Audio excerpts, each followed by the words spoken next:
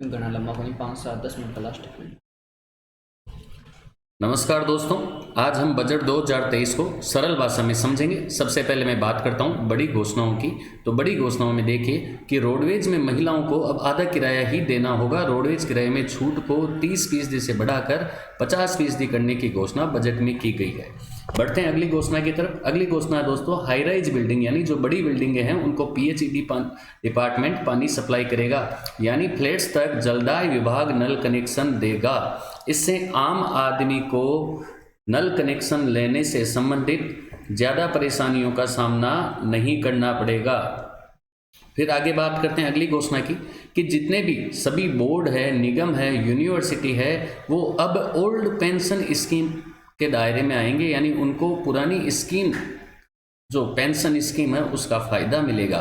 मैं आपको बता दूं कि 2004 या 2004 के बाद गठित बोर्ड, निगम और यूनिवर्सिटी के कर्मचारियों को अभी ओल्ड पेंशन स्कीम का लाभ नहीं मिलता था, उनको एनपीएस का लाभ मिलता था। अब इस बजट के बाद लगभग 1 लाख कर्मचारियों को ओल्ड पेंशन स्कीम का लाभ मिलेगा। ये तो बात थी सरकारी कर्मचारियों की। अब अपन बात करते हैं संविदा कर्मचारियों की, कॉन्ट्रैक्ट वाले जो कर्मचारी है उनकी बात करते हैं। तो संविदा कर्मचारियों को दोस्तों पहले एक्सपीरियंस काउंट नहीं होता था, जो पुराना एक्सपीरियंस है वो अगली जॉब में काउंट नहीं होता था। अब कॉन्ट्रैक्ट सर्विस रूल्स के तहत पुराने अनुभव को काउंट किया जाएगा, उसका भी फायदा मिलेगा। इससे लगभग 2 लाख संविदा कर्मचारी लाभान्वित होंगे। आगे बात करते हैं, सीएम ने बजट में नए जिलों की घोषणा नहीं की है। क्यों नहीं की है? क्योंकि जिला गठन से संबंधित गवर्नमेंट ने एक कमेटी बनाई थी जिसका नाम था रामलुबाया कमेटी। रामलुबाया कमेटी की रिपोर्ट या सिफारिश अभी तक सरकार को नहीं मिली है, इस कारण बजट में नए जिलों की घोषणा नहीं की गई है। बढ़ते हैं आगे अगली घोषणा की तरफ। तो देखो अगली घोषणा, ये बहुत अच्छी घोषणा है कि लगभग 11 लाख किसानों को हर महीने 2000 यूनिट तक मुफ्त बिजली मिलेगी। अब तक हर महीने 1000 रुपये की छूट थी, जिसे अब बढ़ाकर 2000 यूनिट तक कर दिया गया है, यानी 2000 यूनिट हर महीने तक किसान के कोई बिल नहीं आएगा। टैक्स पेड से संबंधित सूचना या घोषणा कि अब कोई नया टैक्स नहीं लगाया गया है और प्रॉपर्टी के रजिस्ट्री की जो कीमतें हर साल 10% तक बढ़ती थी, अब उसमें केवल 5% की ही बढ़ोतरी होगी। आगे बात करते हैं कि जो आबकारी एमनेस्टी स्कीम है उसमें ब्याज में छूट मिलेगी। ब्याज में छूट के साथ साथ मूल राशि में भी 50% की छूट का प्रावधान गवर्नमेंट ने बजट में दिया है। आगे बात करते हैं अगली घोषणा की तरफ। अब अपन बात कर रहे हैं इंडिविजुअली एक एक सेक्टर में कि किसको क्या मिला है। तो सबसे पहले मैं युवाओं की बात करता हूं। युवाओं की बात करते हैं तो रोजगार की बात होना जरूरी है। देखो बजट के अंदर 500 करोड़ रुपए लगाकर युवा कल्याण कोष का गठन किया जाएगा। दूसरा, भर्तियां समय पर की जाएगी। जो भी गवर्नमेंट वैकेंसीज आती है वो समय पर की जाएगी।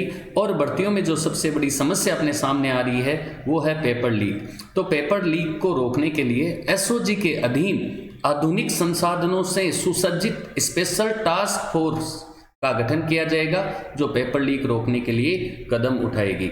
ये एक अच्छा काम है गवर्नमेंट का। फिर आगे अपन बात करते हैं, हर जिले में परीक्षार्थियों के लिए ऑनलाइन परीक्षा केंद्र खोले जाएंगे। इसके लिए बजट में अलग से 250 करोड़ रुपए का प्रावधान रखा गया है। आगे बात करते हैं कि जितनी भी गवर्नमेंट वैकेंसीज है उनके लिए पहले कुछ न कुछ शुल्क लिया जाता था, अब वो फ्री होगा। भर्ती परीक्षाओं में किसी भी तरह की फीस नहीं ली जाएगी। साथ में दूसरी बात कि प्रत्येक जिला मुख्यालय पर 75 करोड़ की लागत से विवेकानंद यूथ हॉस्टल बनेंगे, जिसमें परीक्षा देने जाने वाले युवा रुक सकते हैं। तो देखिए अब परीक्षा में फीस नहीं लगेगी, आना जाना फ्री, रुकने की व्यवस्था गवर्नमेंट ने कर दी है। अब आपको केवल अपने खाने की व्यवस्था करनी होगी। दूसरा, युवाओं के लिए मुख्यमंत्री युवा उद्यम योजना शुरू होगी। खुद का उद्योग लगाने के लिए गवर्नमेंट 5 लाख रुपए तक मार्जिन मनी देगी। जोधपुर कोटा में नए प्लेनेटोरियम बनेंगे। ये भी घोषणा युवाओं को ध्यान में रखते हुए बजट में की गई है। आगे बात करते हैं अपन, लगभग 100 फूड अधिकारियों की भर्ती होगी। इसके अलावा इंडस्ट्रियल इलाकों में विश्वकर्मा MSME टावर बनाए जाएंगे।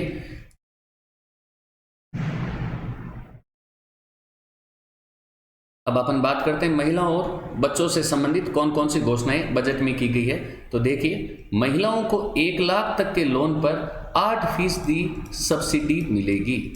जो महिलाएं हैं उनको 1 लाख तक के लोन पर 8% सब्सिडी दी जाएगी। उसके अलावा 8000 आंगनवाड़ी केंद्र और 2000 मिनी आंगनवाड़ी केंद्र भी गवर्नमेंट खोलेगी। उसके अलावा पहली से 8वीं तक के स्कूली बच्चों की तर्ज पर आंगनवाड़ी केंद्रों में भी बच्चों को 2 सेट यूनिफॉर्म मिलेगा।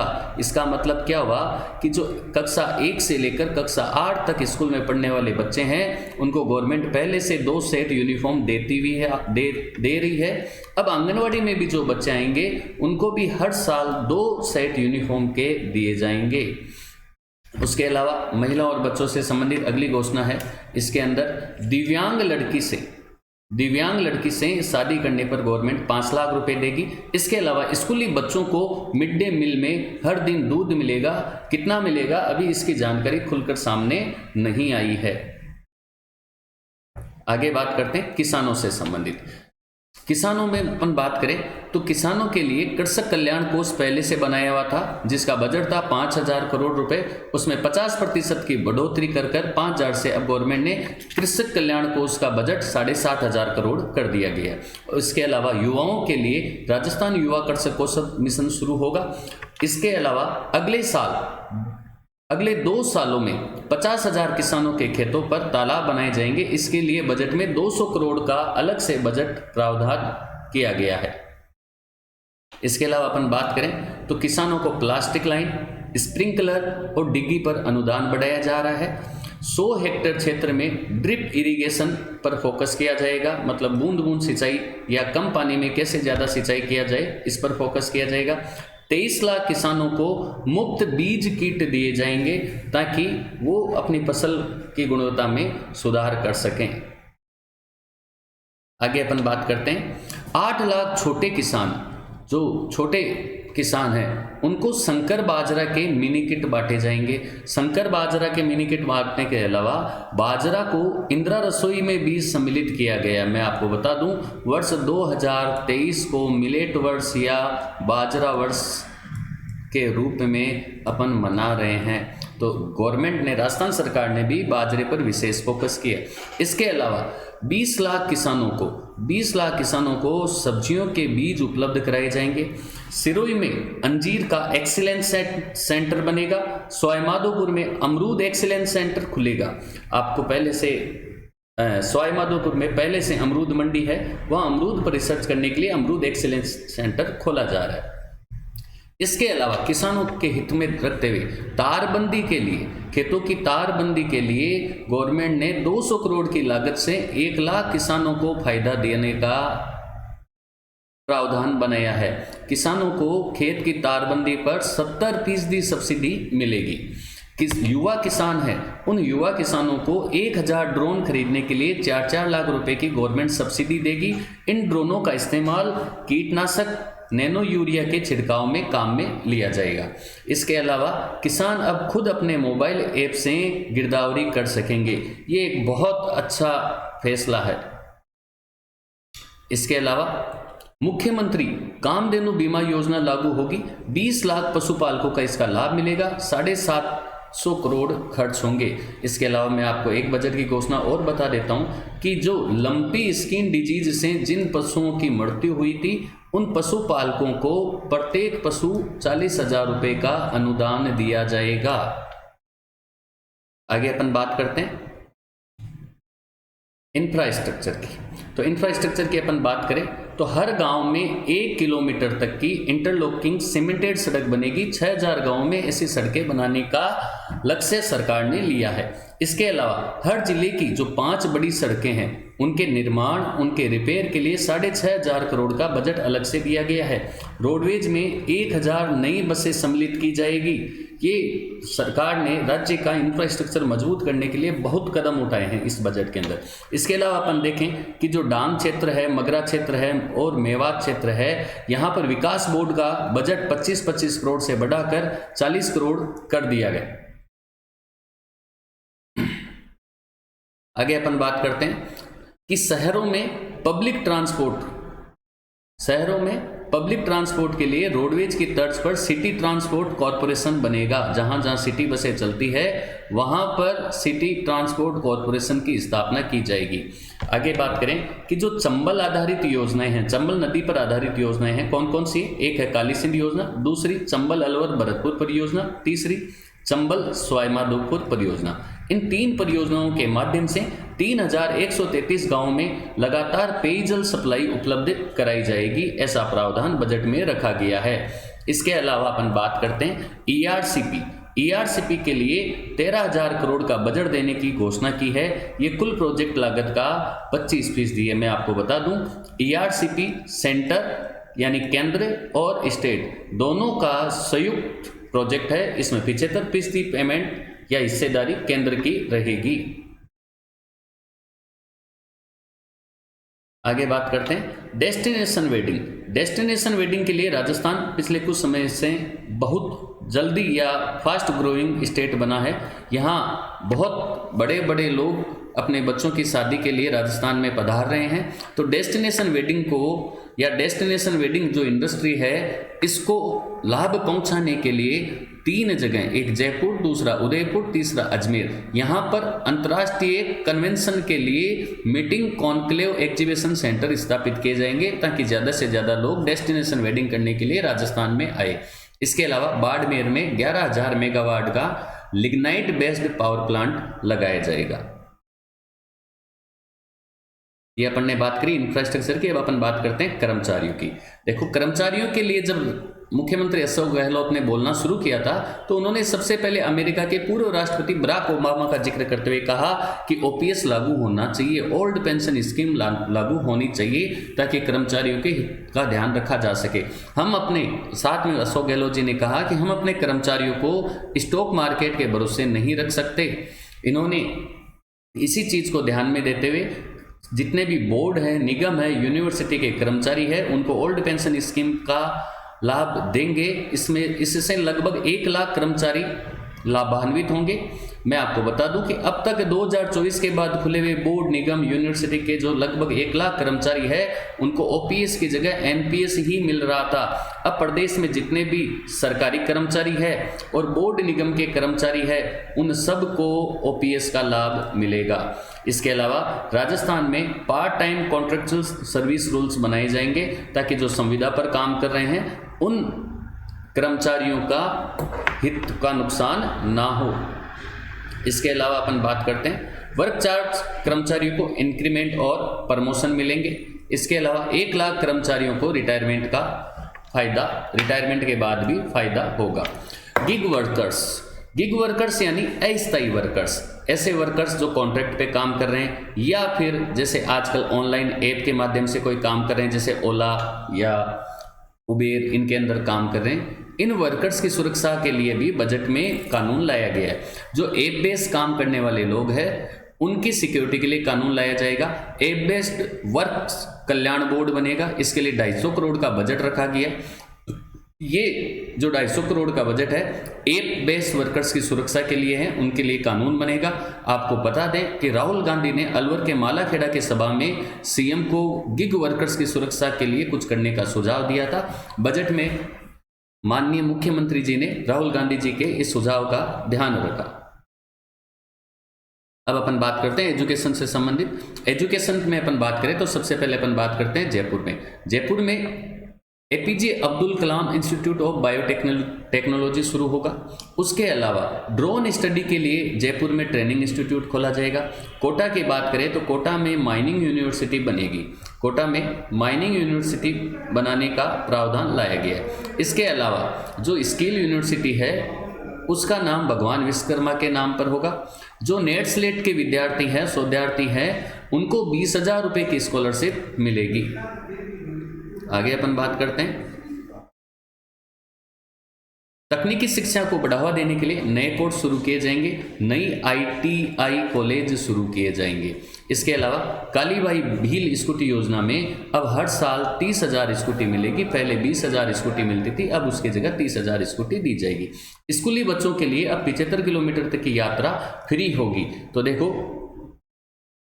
पहले महिलाओं का किराया आधा कर दिया, अब बच्चों जो पढ़ने जा रहे हैं उनके लिए 75 किलोमीटर तक की यात्रा फ्री कर दी। उसके अलावा छात्रों को आरटीई राइट टू एजुकेशन के तहत पहली से 12वीं तक निःशुल्क शिक्षा उपलब्ध कराने का प्रावधान है। 9वीं से 12वीं तक की फीस सरकार भरेगी। इसके बाद आगे अपन बात करते हैं, स्कूली बच्चों को 560 करोड़ की लागत से अगले साल भी स्कूल यूनिफॉर्म सरकार ही देगी। नए 100 प्राइमरी स्कूल खोले जाएंगे, 300 स्कूलों को प्रमोट किया जाएगा। हर ब्लॉक पर सीनियर स्कूल में 4 फैकल्टी उपलब्ध होगी। इसके अलावा नए अंग्रेजी मीडियम स्कूल भी खोले जाएंगे। मैं आपको बता दूं, अब सभी जिलों में वैद्य विद्यालय हो जाएंगे। पहले 16 जिलों में वैद्य विद्यालय खोले गए थे, अब बाकी बचे हुए 17 जिलों में भी वैद्य विद्यालय खोले जाएंगे। अब अपन बात करते हैं खेल खिलाड़ियों के लिए। तो अभी आपने देखा था कि राजस्थान सरकार ने एक रिकॉर्ड बनाया था ग्रामीण ओलंपिक और शहरी ओलंपिक के माध्यम से। अब शहरी ओलंपिक के लिए 250 करोड़ रुपए खर्च होंगे। हर संभाग मुख्यालय पर Salim Durani sports boarding school खोले जाएंगे। इसके अलावा माउंट आबू, सिरोही, जोधपुर सहित 5 शहरों में गोल्फ कोर्स बनाए जाएंगे। कला संस्कृति की बात करते हैं तो जितने भी कलाकार है, आर्टिस्ट है, क्राफ्टमैन है, उनको औजार खरीदने के लिए 5,000 रुपये की सहायता दी जाएगी। आर्टिजन को सहायता 10,000 रुपये की प्रदान की जाएगी। इसके अलावा राजस्थान फेस्टिवल किया जाएगा। 3 तरह के अवार्ड राजस्थान फेस्टिवल में दिए जाएंगे। ध्यान रखना है, राजस्थान लिटरेचर फेस्टिवल होगा, उसमें 3 तरह के अवार्ड दिए जाएंगे। उसके अलावा जयपुर में कला पर इंटरनेशनल स्तर का इवेंट होगा, जिसमें अंतर्राष्ट्रीय कलाकार भी आएंगे, जिससे स्थानीय कलाकारों को काफ़ी कुछ सीखने को मिलेगा। आगे अपन बात करते हैं कि कलाकारों के लिए मुख्यमंत्री लोक कलाकार योजना शुरू होगी। इसमें 100 दिनों तक लोक कलाकारों को सरकार काम देगी। लोक कलाकारों को वाद्य यंत्र खरीदने के लिए भी सहायता दी जाएगी। इसके लिए 100 करोड़ का अलग से बजट तय किया गया है। फिर आगे अपन बात करें, सभी समुदायों में शांति बनाए रखने के लिए और सद्भावना बनाए रखने के लिए शांति एवं सद्भावना केंद्रों की स्थापना की जाएगी। धार्मिक परिप्रेक्ष्य में अपन बात करें तो बजट के अंदर जो धार्मिक यात्रा करने वाले यात्री हैं, श्रद्धालु हैं, उनका भी ध्यान रखा गया है। जो कैला देवी करौली, रामदेवरा, अजमेर दरगाह, पुष्कर, खाटू श्याम जी, गोगा मेड़ी, वेणेश्वर धाम, पांडुपोल बालाजी अलवर, बुड्ढा जोहड़ श्री गंगानगर और बीकानेर मुकाम धाम के जो लक्खी मेलों में जाने वाले श्रद्धालु हैं, उनको रोडवेज के किराए में 50% की छूट मिलेगी। आगे अपन बात करते हैं बुजुर्ग और सामाजिक सुरक्षा की। तो देखिए दोस्तों, बुजुर्गों को सामाजिक सुरक्षा प्रदान करने के लिए सोशल सिक्योरिटी के लिए कानून लाने की घोषणा बनाई गई है कि सामाजिक सुरक्षा के लिए अलग से कानून बनाया जाएगा। उसके अलावा Mahatma Gandhi minimum income guarantee योजना भी लागू की है। इस योजना के तहत 125 दिन का गारंटीड रोजगार दिया जाएगा। अगर रोजगार नहीं मिलता है तो ऐसे परिवारों को 1,000 रुपये महीने के हिसाब से पेंशन प्रदान की जाएगी। आपको बता दूं, सामाजिक सुरक्षा योजना में 75 साल तक के लगभग 77 लाख लोगों को कम से कम 1,000 रुपये पेंशन अब मिलेगी। अब बुजुर्गों को हर साल पेंशन में ऑटोमेटिक 15% का इंक्रीमेंट मिलेगा। हर साल पेंशन 15% अपने आप बढ़ेगी। फिर आगे बात करते हैं अपन अगली घोषणा की। 30,000 सफाई कर्मचारियों की अगले 2 सालों में भर्ती की जाएगी। वाल्मीकि कोष को अब 20 करोड़ से बढ़ाकर 100 करोड़ कर दिया गया है। कोरोना के बाद हर गवर्नमेंट ने सफाई पर विशेष ध्यान दिया है। इसी चीज को ध्यान में रखते हुए राजस्थान सरकार भी 30,000 सफाई कर्मचारियों की भर्ती करेगी। साथ में कोरोना में जो अनाथ हुए बच्चे हैं, उनको सरकारी नौकरी देने की घोषणा भी राजस्थान सरकार ने की है।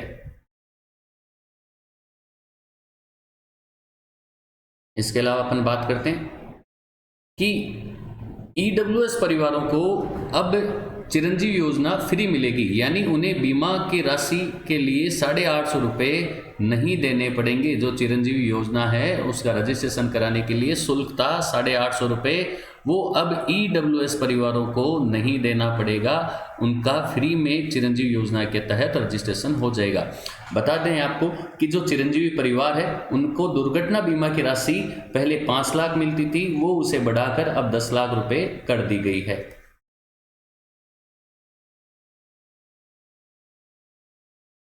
इसके अलावा अपन बात करें प्रतापगढ़, जालोर, राजसमंद, इनमें मेडिकल कॉलेज खोले जाएंगे। इसके बाद राजस्थान के सभी जिलों में मेडिकल कॉलेज हो जाएंगे। तो धन्यवाद दोस्तों, ये अपन ने बात करी राजस्थान सरकार के बजट की। राजस्थान सरकार ने बजट में कौन कौन सी घोषणाएं की, उन मुख्य घोषणाओं को हमने सरल भाषा में समझा। अगर बजट आपके समझ में आया दोस्तों तो वीडियो को शेयर जरूर करिए। धन्यवाद।